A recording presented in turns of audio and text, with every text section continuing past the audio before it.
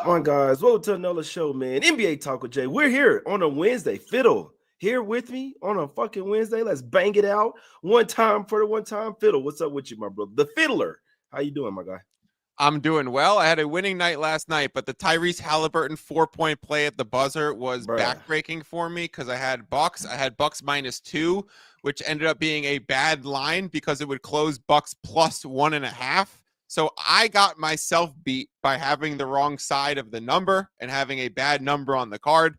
Giannis gets me beat by fouling Halliburton with 3.6 seconds left on the clock in the only place you cannot foul.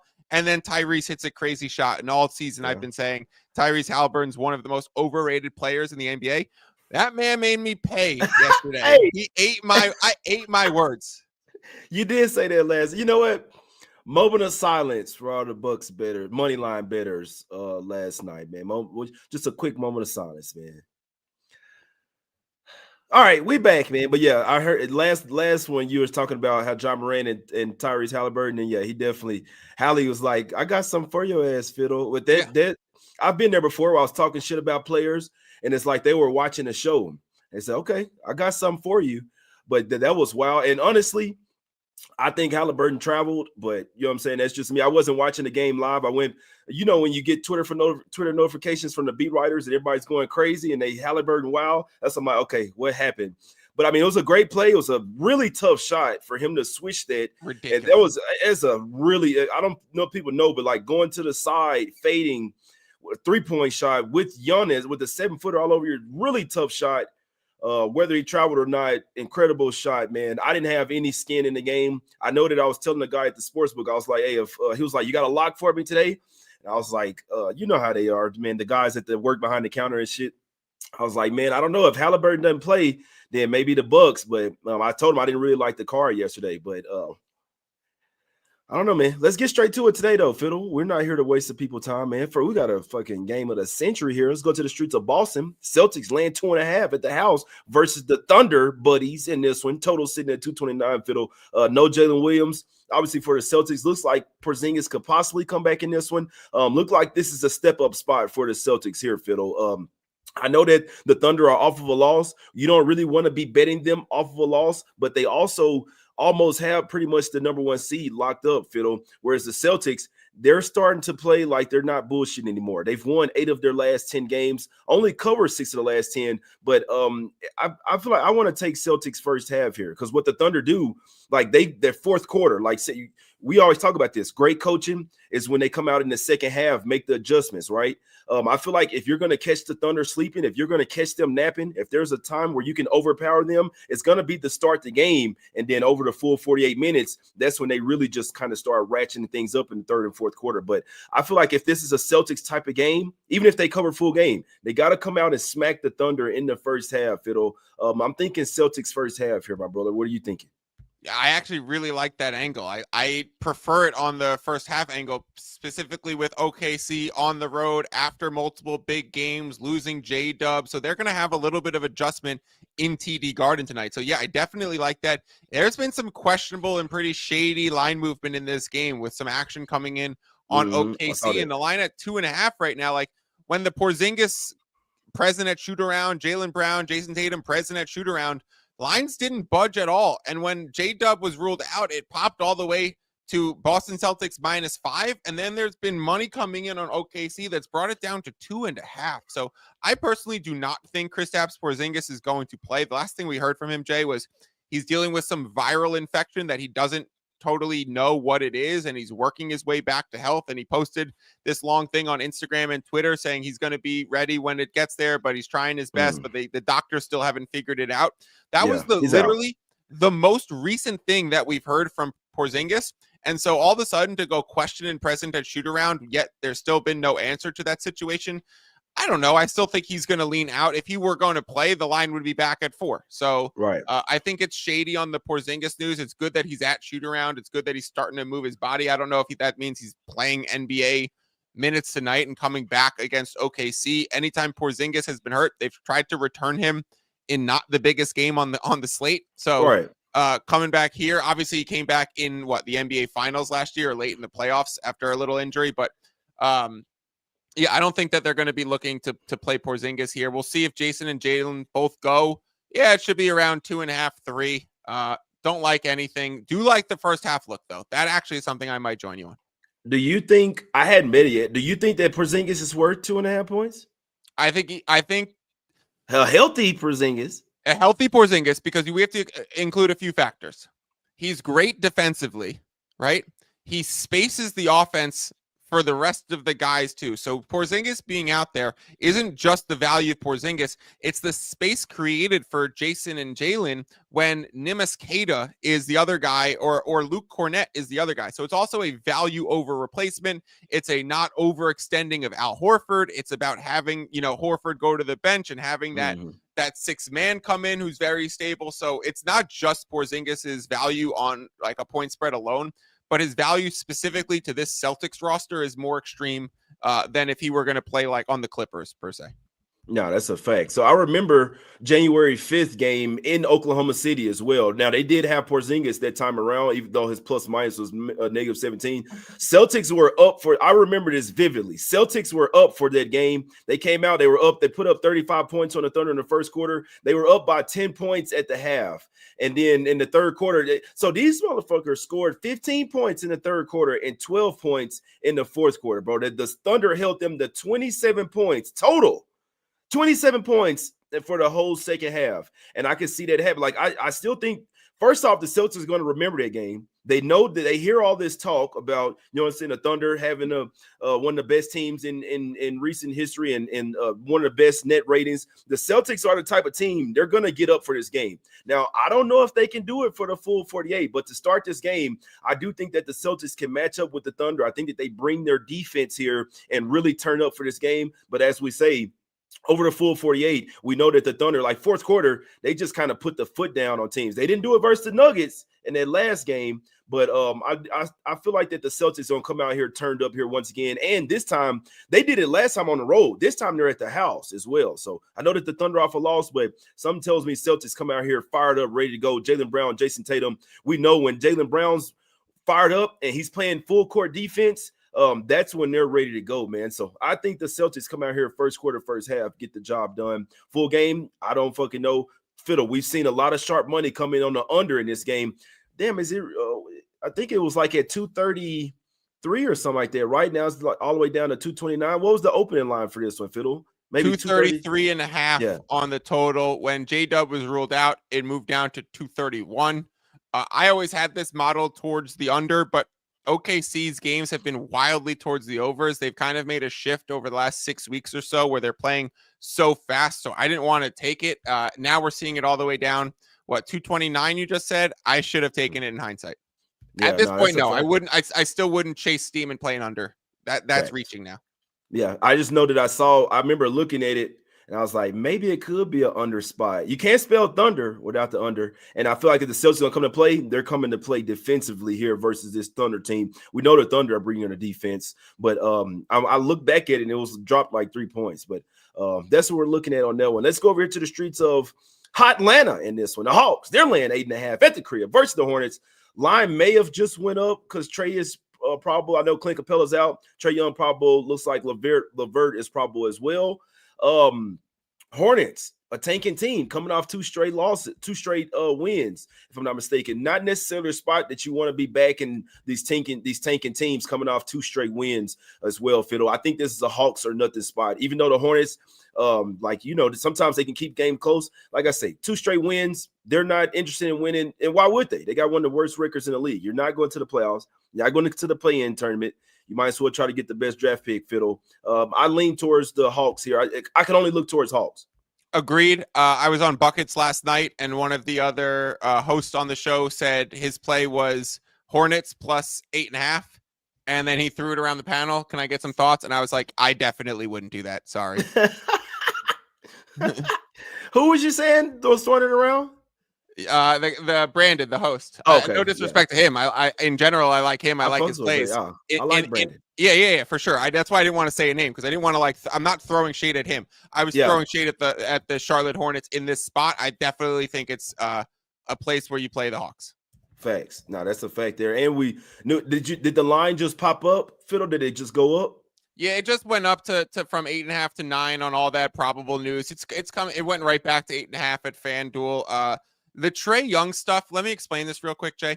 The Trae Young stuff really hasn't moved the market this year at all because he is worth stuff. But because the Atlanta Hawks had that moment in the NBA Cup game in Boston in the group stages where they rested Trae Young and then they took him completely off the injury report. They didn't even list him as questionable for the next game back. And the NBA fined them, I think, $500,000 or something and came down hard on the Hawks organization. The Hawks have been sending out these injury reports. It's still so early and we know what's happening. So the Hawks stuff has been priced in and the Hawks stuff has not been moving on big injury news because the Hawks have actually turned the corner and been one of the ones that have produced the most reliable injury reports in the league. So Trae Young has consistently been probable, and on the times that Trae Young is actually going to miss, and we start to hear it early. And so the market starts to know about these things well in advance. So when we see him go from questionable to probable, there's not really a move. Like it moved half a point and then came back. So it's like it's still there. It maybe moved 3 cents of VIG.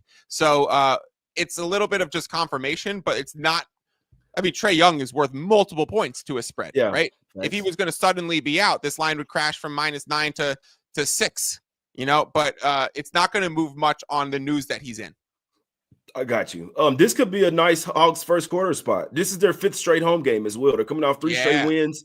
5th straight home game. They're comfortable. Same gym, same sight lines, all that good stuff. 2nd straight road game for the Hornets as well. I think Hawks first quarter could be a spot here. Hawks early, like I wouldn't be surprised if they cast a trifecta spot, man. Like the Hornets, they have flashes. They have LaMelo Ball. I think this team really could have had a high ceiling this year. I don't know what happened, man. Then they were doing that shit with resting LaMelo Ball and stuff. But I think that somebody might pop up on the injury report here. But I think Hawks early and often is the spot in this particular game. I would not be looking towards tanking teams coming off back-to-back wins. Speaking of tanking teams, I like talk about these games just to give me some humor, Fiddle. We got and it's even more humorous when they have a certain team laying points over other one, and neither one of them want to win the game. We know that the Sixers are on full out tank mode. They would very much like to not win a game for the rest of the season. We know Nick Nurse going back to his old stomping grounds. Look at the injury reports here, man. Raptors we're not going to give ourselves a chance to win. Fiddle, read off the injury report for me, man. Raptors, Sixers, man. Oh, Lord. Remember when I did it last game and we were even at Mogbo is going to be out for this one? All right, Here is the injury report for the Raptors and the Sixers tonight. Paul George, out. Tyrese Maxey, out. RJ Barrett, out. Grady Dick, out. Mogbo, out. Quickly, out. Doubtful. Agbaji, questionable. Oubre, but I consider that closer to doubtful. Right. Andre Drummond, Scotty Barnes, questionable. It really hinges on the Scotty Barnes news. If Barnes is going to play, and I love the Raptors in this spot, especially because Jakob Poeltl's also going to play. And his props. And Scotty's props if he plays. Scotty's props, Poeltl's plus 145 double-double is on FanDuel. I mean, the Sixers have no bigs available, and Poeltl's going to play today. He's off the injury report altogether, so he should get 10 and 10. Like, that's a pretty good look, I think. I rarely bet double-doubles because I consider them a parlay of sorts because you need two outcomes to come true to win one bet. Despite, he could get 10 blocks. He could get 10 assists. It could be variable. Jakob Poeltl's not getting no 10 assists or 10 blocks tonight. It's a rebound. 10 steals. He gets 10 steals, Fiddle. 10 steals. It's a rebounds and block. It's a rebounds and points bet that I'm making, and therefore it's kind of a parlay. But I do like it in this spot situationally. And Raptors are nothing. The same way I felt Hawks are nothing. 76ers need to lose this game way more than the Raptors. Raptors have Brandon Ingram's going to play later this year. You think so? Yeah, I think he's going to play a few games towards the end of the season. So I don't think they're I don't think they're 100% prioritizing the draft stuff because I do think they feel good about Scotty and BI and Quickly. I think they trade. They got a team. This summer. The Raptors low key got a team, bro. I know. Especially that's why they don't need to tank that much. Quickly, RJ Barrett, Scotty Barnes, Ingram. I mean, Poeltl. You working on something there. You doing something there. You see what I'm saying? The Sixers fuck it. We signed Paul George. and we're just gonna, you know what I'm saying? But yeah, interestingly enough, the Raptors have beaten them both times this year. Beat them October 25th, one of the first games of the season. Then they beat them in Philly as well, 106-103 as 11-point underdog. So Raptors, especially if Scotty plays in this one, that tells you all you need to know. If Scotty doesn't play, that means they're like, all right, which it's like that Spider-Man meme, you know what I'm saying, pointing at each other. Which one of us can try our best to tank this game? But if Scotty plays, that's enough push right and there. And you're home at the Raptors, so like the fans who are you're gonna want to win for the fans that are there. Exactly. You're gonna get some people cheering for you. Like it's easier to lose as a road team when you're not trying. Exactly. Yeah, that's one thing I figured out as well, Fiddle. Tanking teams will at least try to show some effort when they're at the house. Yes. Raptors are nothing for me in this one. If Scotty plays, definitely take his points and rebounds, and definitely not a bad look on that Jakob Poeltl double-double as well, man. Specifically when it's a center, and you know that the 10 boards are damn near automatic. Right. That's when you kind of want to play those double-doubles, man. So let's get to the next one. Let's go over here. Shout out to my guy Chris B. Cappin. My guy B. Cappin, and his name is Chris. You see what I'm saying? Shout out to my guy Chris. He does a YouTube show as well. Let's go over to the streets of San Antonio here, Fiddle. Spurs, land 6 at the house versus the Mavs. Duplex spot, same two teams, same arena. And I want to take the favorite that lost the first game, and I want to take them in the first quarter, Fiddler. What are we doing here? Give me Spurs first quarter. Put me down. 100%. I'm with you. You talked me into this. You setting it up right there. That's the exact reason. You're going on the back-to-back spot, zigzag winner, taking the home team that was favored in the first game, favored in the second game, but lost the first game. If you could, that's the definition of a J Money is money spot, right? That's a fact. Like, that's the definition of things that you cook up that you're like, I start to notice these things. Third game in 4 nights, 5 games in 7, traveling through multiple time zones. Add to the list is the zigzag type of spots, the mini baseball series games, the alternate winners, especially true when it's the home team who is the outright higher power rated team as well. Yeah, no brainer. Spurs or nothing. And I also know I know one sharp in the space who did fade the early market because it moved from 6 to 5.5. And I think that person pushed it back from 5.5 back to 6 where it is now. It was just like, no, absolutely not. Yep. Yeah, I mean, I know that the Mavs are fighting for their last 10 seed, and they could even cover the spread or win the game outright. I don't give a damn.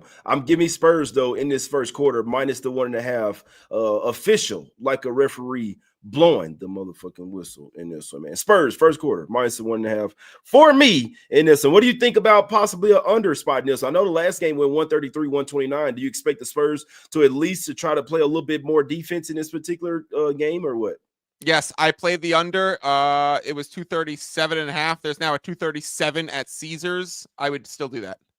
Okay. Yeah, I couldn't talk y'all. And that's another angle as well that you want to look at when these two teams are playing back to back. They know each other. They know exactly what they're going to do. You expect more, especially when the first game flew over the total as well. And right. It's the exact opposite when the first game went under by a lot. If they don't bring that total down, then you probably want to play the over. You probably want to go opposite of what happened the next time. But it's a little different when the game went under and then they move the total under. Then you probably want to go back-to-back unders. But when it goes fly over the total, you expect a little bit more defense.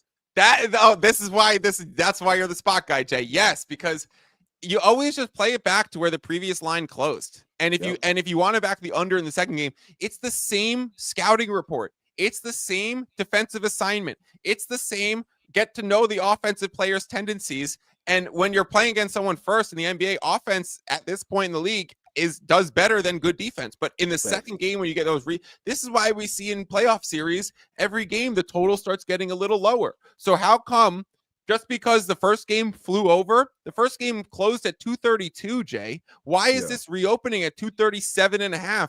Why? Because of one anomaly game? No fucking way. Under. Yeah. I couldn't talk you off, man. I actually might ride with you on that one. You be on them unders, man. You can't spell fiddle without the under. No, I'm messing with you. That's true. Let's go over to the streets of H-Town, man. Rockets land 4.5 points at the house versus the fucking Buns. Hey, but they covered last game, Fiddle. They did. When I said I couldn't. What happens in a Buns versus AS game? I don't know. That one definitely probably goes under for sure. But one thing I do know that the Suns don't do well with physicality, man. I mean, that's one thing I noticed as well. Never bet the Suns against physicality. Now, one of the most physical guys on the Rockets is not out there in Amen Thompson. I mean, you could argue Dylan Brooks as well, but Amen Thompson is he's like the wrecking ball that the Suns do not want to see. Crash the boards, plays really tight defense, can get into the paint, dunking, you know what I'm saying, floater, all that type of stuff. He is one of the guys that I do feel like they will miss in this particular matchup where they need to be super physical. Would like to lean Suns. You guys know I can't bet them. I do think that they're the right side. They're still not out of the play-in tournament as well. Once they a few more losses, then they might start to just go ahead and mail shit in. But right now, they're still only 2.5 games out of that last play-in tournament as well. They definitely need the Mavs to lose tonight, and they need to try to get a win as well, Fiddle. So the motivation is still there. Are you rocking with the Suns here once? Are you trying to burn them up once again with the sun rays here, my guy? No, but I do think it's a massive over spot. So I agree with you. It's scary to play the Suns against a physical team like the Houston Rockets, but I love the over here at 227. It just dropped 2 points on Grayson Allen is going to be doubtful news. Obviously, you take a sniper out of the lineup. That kind of makes some sense. 1.5, 2 points, depending on where the line was. Bradley Beal should be back and returning for this game. Suns have been playing one big, and what they do is they space with 4 shooters, and they set a high screen, and then when that person, whoever's the ball handler, Tyus Jones, Devin Booker, Kevin Durant in some circumstances, whenever they roll off that high screen, I say Kevin Durant in some circumstances because when KD operates the ball, they don't run this action as often. It's more for Booker and Tyus. They come off a high screen, and they're starting to get downhill, and they're spaced out by 4 shooters. Grayson, normally when he's healthy, Beal, when he's healthy, Royce O'Neal, Kevin Durant, Booker, whichever one's not on ball, Tyus Jones, whichever one's not on ball. And they end up just spraying threes recently. That was kind of what the Suns didn't do. And now they're actually starting to shoot threes. They're playing more bowl lineups. Yeah. So for a lot of reasons, I love the over. And then if Thompson's going to be out on the other side, he's the best defender. That's right. He's who you're putting on Devin Booker, and you're probably putting Jabari because the length on Kevin Durant. So you're not going to have the Booker stopper, and you do get Fred VanVleet back for the Rockets. So you get better shooting for the Rockets, more stability on that side for their offense, for their half-court sets. And what the Phoenix side is doing on offense is a no-brainer. So over 227, widely available. That's the exact number that I played. No-brainer spot to me. And we actually have a little pattern here as well. Suns, don't look now. They've covered 4 straight, and they've covered 5 of their last 6 games as well, man. Don't look now. But they're, you know what I'm saying? They're starting to cover some spreads, and they're on this win-loss pattern. Their last 6 games have been an alternating wins and loss, some that I just kind of like to look at. The pattern would say that they're due for a win this time around, man. If they can bring their offense, if they're taking and making more threes, obviously the math game will beat the Rockets alone right there. We know the Rockets aren't the best at shooters. They get back VanVleet, but when you coming from a basketball player, when you come from being out 2-3 weeks, man, you hadn't played game action, you're going to be winded. Your shot's going to be rusty. Your shot's going to be off. It's going to take a few games for you to get back into things, man. I'm telling you that for sure, man. So I wouldn't be surprised if Suns won this game outright, to be perfectly honest with you. That's what the pattern would say. And they've also been covering spreads. Their season is on the line. It's just crazy, Fiddle. Bill was like, yeah, we're figuring things out. Yeah, it's time to go now. It's time to make the playoff push. And then he was out last game versus the fucking Grizzlies. But he is in for this game. And like you said, Bill back, Fred VanVleet back. Would be surprised if it went over. I think the over is correlated with the Suns here, Fiddle. I think it's correlated. Because if the Suns are making shots and they're hitting threes, this one goes over. If the Rockets hold the Suns under a team total and this game goes under, this is simple. It's Rockets and under or it's Suns and over. I think they're very correlated in my opinion here. So if Fiddle likes the over, Suns might just be the play, man. Chip says you can't play no ball. I don't know, man. We might have to put some money on that, man. I put my money where I'm out there, especially it's different me betting on these guys playing basketball, but on myself, we putting bands up for that, man. So if anytime you want to come through to my city, the ball stays in the car. You see what I'm saying? If you got a son, we can run a little 2v2 as well, man. So I'm with the shits on that, my guy, for sure. All right, now let's go over here to the streets of Miami here, Fiddle. The sad fucking streets of Miami, Fiddle. And I was telling myself last night, I'm about to get ready to go to the casino You see what I'm saying? Right after my son's game. By the way, my son, they lost in the playoffs, the 7th grade team. He had 31 points. They lose 42-35. So he had all points except for 4 points. But if he had a little bit of help, we would have won for sure. But he went crazy, 31. He went crazy on them boys, but he couldn't do it by himself, man. But for this game, Fiddle, I won Heat. It's a Heat spot. I sprinkled on it, but I didn't go lay a bag on it like I wanted to. You see what I'm saying? And it's not even official. I'm hearing rumblings that the Heat are trying to tank. Even if they get the 10th seed, they might lose. They don't want to make the playoffs. That's what I'm hearing. And that's what we're seeing. Back-to-back games. They lost versus the Bulls after being up by 17, which there was a 5th game in 7 nights spot, Fiddle, so I couldn't argue with them run out of gas. But when you lose versus the Hornets and you're up 10, 11 points with like 4 minutes to go and you lose that game outright, that makes me believe that they might just be tanked because you can't lose that game, especially after losing 3 straight before that. That was an absolute must-win game. I don't know what to do with the Heat. This is a fade the Clippers spot, Fiddle. But if the Heat are tanking, that means they don't want to win. And you look at the lineups that they're closing with, they're literally taking their 2 best defenders out, Fiddle. That's what makes it more fishy. They're taking Davion Mitchell and Wiggins out to end the game. They're 2 best defenders by far. That's some low-key tanking shit right there, bro. They played 23 minutes each last game. I think we were texting about this last night, and you were like, I think the Heat might be tanking. And I was like, dude, I'm the exact same boat right now. Totally on Heat tank watch, and would be the team that nobody's talking about doing it. So if we're here, we're the ones showing up early and possibly being able to like derive an edge from that and play it over and over again.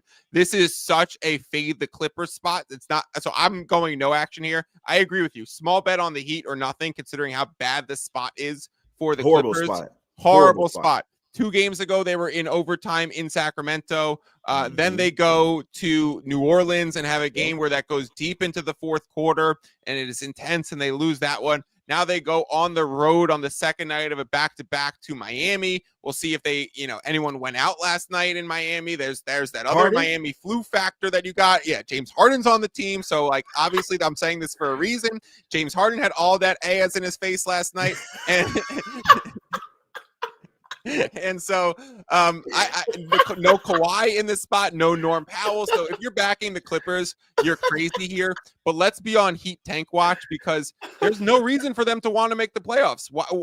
Tyler Hero will be there next year. Yeah.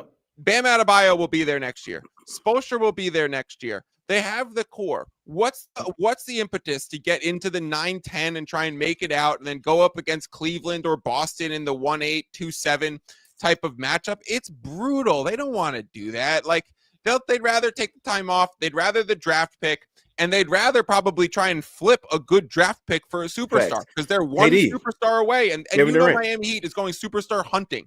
So they have no chance without another third piece that's coming in who's a stud, who's probably maybe the best on the roster, unless you want to use Bam's defensive impact to say that they're equal. You're going to need someone better than Hero. You're going to need someone who's like probably a wing or primary ball handler. And you're going to need to do that in the trade or free agency market. And a big piece of that will be the 1st round pick and the young talent that you have. So he probably have no interest in making the playoffs.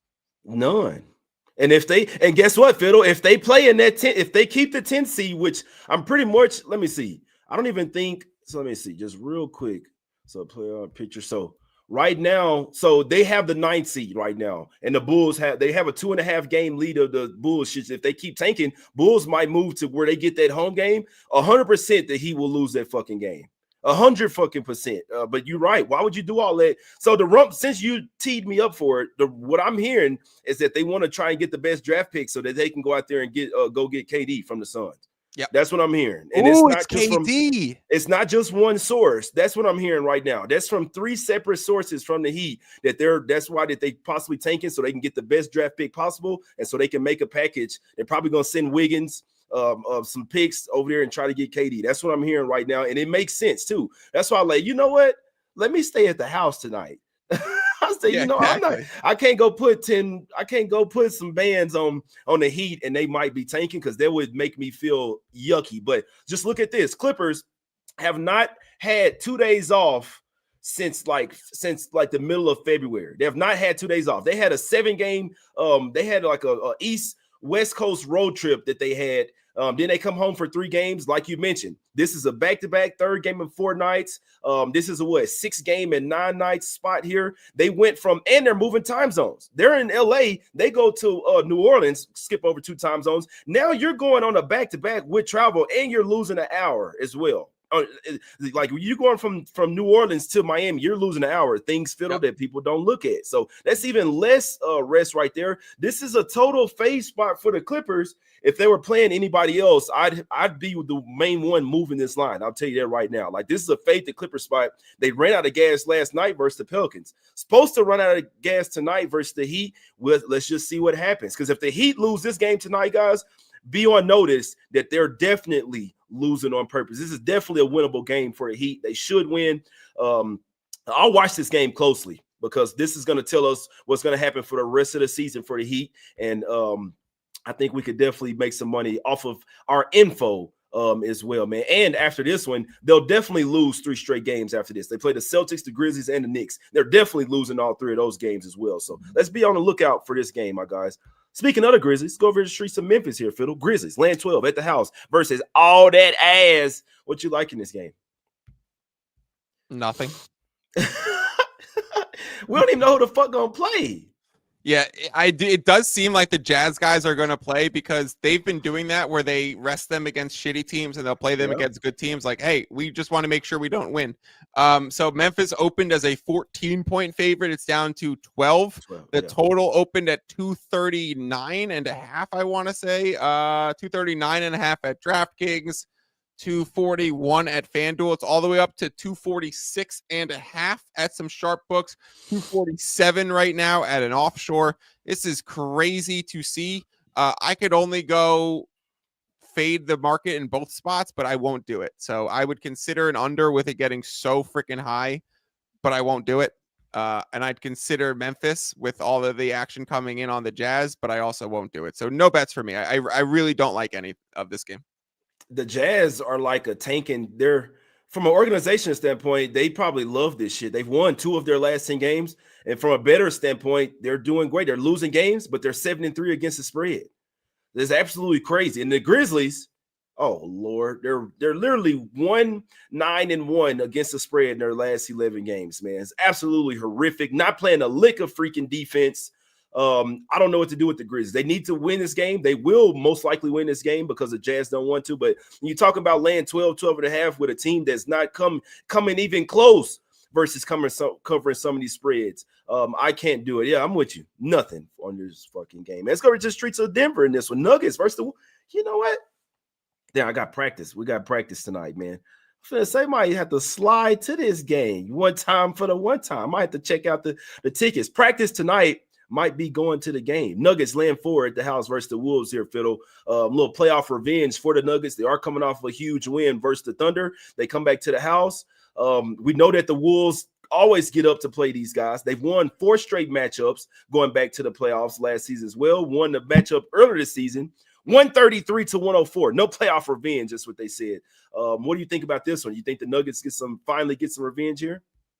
I do. I think it's Nuggets or nothing. I'm comfortable laying a small bet on the -4. It's not one that I have strong conviction of. So if you're looking at that or like Suns Rockets over, I'd go full unit on one of them on the over, half unit on Nuggets ATS. There's a -3.5 at ESPN bet, -115. There's a -4, -108 at DraftKings. So some decent options on a good 3.5 line, or a cheap 4 line out there. It seems like Jokic is going to play. He's been questionable, as is Murray. So hopefully once they both get ruled in, this is a universal 4.5 or 5. And it's a way to beat the line a little bit relative to a key number. But most of the information is known. Another main thing is Gobert. Does not seem like Gobert is going to play in this game with the spread, total all the way out to 233. It was even higher than that prior. So some under money coming into the market too. This Wolves team plays so fast without Gobert. So if Gobert's not in, I like the Nuggets, and I don't want to touch the under that's moved. So Nuggets are nothing for me here. Yeah, I can see that. I'll play at that. Oh, when Julius Randle, since Randle's been back, they're 5-0, 4-1 against the spread as well, man. So they've won 5 straight.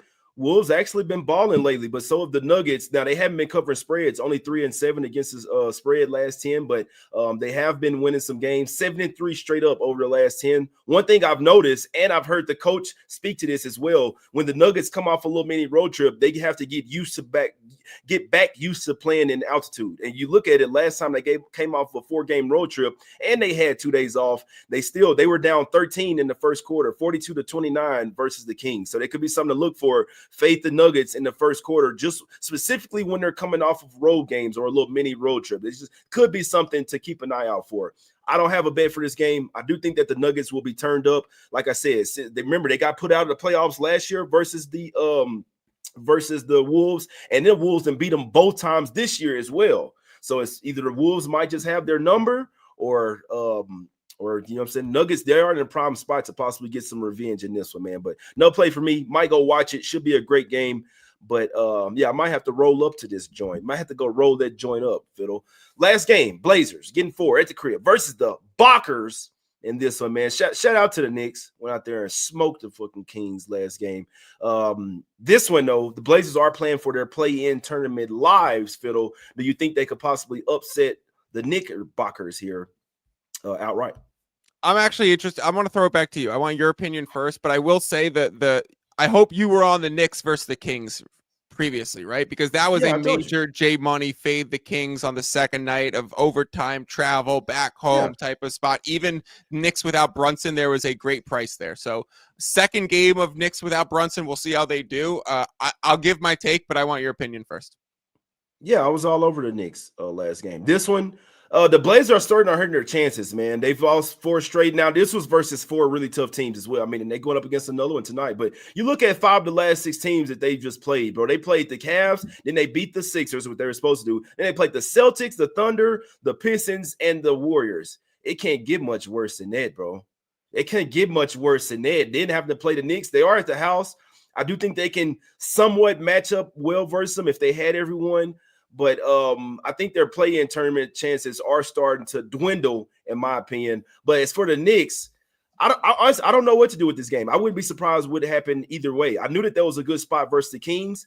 Now they're in a spot where they've been played, let me see, 2, 4. They've been to play 8 of their last 10 games on the road. So this will be their 8th road game in their last 10 games. It's really taxing, in my opinion, man. But they played a perfect game versus the Kings. I'll tell you that right now. They played a perfect game.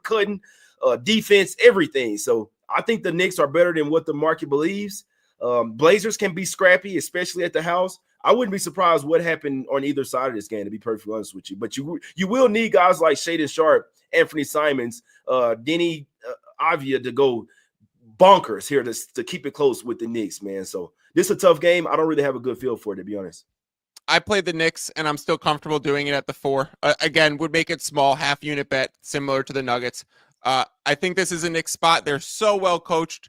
They played so well against the Kings, like you said, Jay, because there's this little thing that happens in the NBA that when your star player's out, the first game, maybe the first 2 games, your team's laser focused. Josh Hart knows he's going to have a ball majority of the time. Miles McBride knows he's going to have the ball for a ton of time. Bridges knows he's going to have to step into that creator role again that he did in Brooklyn for a year and a half. And so, like, they're all going to step up and they're going to play well. They're going to execute. They're going to be locked in. And that starts to fade by game 3 or 4 when the defensive assignments catches up to some of these rotational changes, when you're no longer as laser focused because the lust of getting the more attention in the game starts to wear off, when your legs start to get a little more tired because you've been taking more usage for the last few games, especially when you're on the road so often. So I think this is a Knicks spot, but I would then start to flip the script moving forward. In the Knicks' next few games, I'll pull up the Knicks schedule. They play the Warriors Knicks on the 15th. Exactly. Warriors, you're going to want to fade the Knicks. Heat, you're going to want to avoid that game altogether. Spurs, I mean, look at this. The Knicks will smoke the Heat. The Knicks will smoke the Heat. Spurs, Hornets, Wizards, Mavericks. They get 5 cake games through this Brunson. Maybe, honestly, maybe you're just riding the Knicks with no Brunson the whole time. Good. because these Yeah. teams suck. Except for against the Warriors. I don't know about Except for against the against the Warriors. Warriors. Yeah, that But they you're are 2 days. playing They are Warriors. off 2 days of rest. That was another thing as well. When the 2 days rest before the Kings, you don't want to really fade the Knicks coming off 2 days rest because that's like a week of rest for them with how Right. Tibbs plays them. When they have 2 days of rest, they come back fucking laser focused. Josh Hart turned into Steph Curry last game, 4 of 6 from 3. Miles McBride started out the game 7 for 7. In that game versus the Kings, man. So great game. These are the type of games that I watch and learn something for. Like I say, Blazers play-in tournaments, play-in chances are not over. They still have life, but they would definitely probably have to win this game. Let me just take a look at the standings one more again, as we say. I know people are like, what the hell? Well, that's some real like hood talk. One more again, one more time. But so right now there are 5 games out of the play-in tournament. They lose this one, it's gonna be tough. Suns still 2.5 games out. So yeah, it's gonna be interesting to see what happens in this one tonight. But no play for me on this one. Fiddle, what are you liking today, my brother? I think Knicks -4, small action. Denver -4, small action. Suns Rockets over 227, fully okay with. There's a -3.5 at Bet Rivers for the Toronto Raptors. That just popped to 4.5 and 5 as we were doing this. Oh, Yabusele was labeled probably going to miss. So I'm actually fine taking the Raptors now. If you're seeing it at an expensive 4.5, FanDuel -112, DraftKings -112, MGM -118 on these 4.5s. Maybe you go money line there. Celtics first quarter stealing that from you. Celtics first half, Spurs first quarter. I think I'm riding with both of yours. Yeah. I can't say I didn't bet Celtics first half yet, but I'm on Spurs first quarter. I really like this spot a lot. Hopefully they don't bring me again because for whatever reason, Spurs been bullshitting. But as long as they play everybody against this Mavs lineup, at the very least, I think they can come out there and cover the first quarter, even if they bullshit the rest of the game. That first quarter should still be a top spot there, especially after them being owned by the Mavs there. But I still think that the Celtics first half is a really great spot. So those will be my 2 top spots of the day. Spurs first quarter -1.5. Celtics first half. What's the line on that one, Fiddle? Celtics first half? Yeah, should be what, 1.5? Yeah, I think there was a 1.5. I think there was a flat 1. Hold on, give me one second. That one is definitely there's a flat 1 -110 at DraftKings. Okay. Yeah, and we hate DraftKings. Let's smack them up on that. Yeah, listen, it's 1.5 many other places, and it's 1.5 at the places that I respect more. Like, Bookmaker is a Vegas book that's very sharp. There are offshores laying this -1.5. And when you look at the VIG and you're starting to talk about what's the difference in these prices and what they're worth, the difference between 1 and 1.5 is more important. It's not double, but it's more important than the difference between 1 on a full game and 1.5, because obviously in the late game situation, especially in the first half scenario, because you're not fouling if you're down 1 with 10 seconds left and the other team has the ball. So those points become a little bit more important because the 1 is a more common outcome in the first half than it is full game. So to see the difference between a 1 and a 1.5 is more of a stark market difference between a 1 and a 1.5 on a closing game line. That's a fact. That's a fact, man. So yeah, Spurs first quarter, Celtics first half. If I'm looking at the Hawks game, I'd be taking Hawks possibly first quarter and full game. If you'd like to bet that Raptors Sixers game, we think that Raptors probably the right side in this one. Jakob Poeltl possibly goes for a double with slightest of leans to the Suns plus 4.5, even a slider of leans to the fucking Heat, man. It's a spot to fade the Clippers, but we don't know what the Heat got going right now, man. And wouldn't be surprised if Nuggets got the job done as well, man. That's the show, man. Shout out to Fiddle for coming on here with us on a Wednesday. You see what I'm saying? One time. We appreciate y'all for tuning in, man. It's all love. Make sure you guys go and follow Fiddle right now at Fiddle's Picks on X/Twitter as well. We appreciate y'all for tuning in. Hope everybody has a great day. Hope you cash your bets. And let's go, baby. We out. Let's go.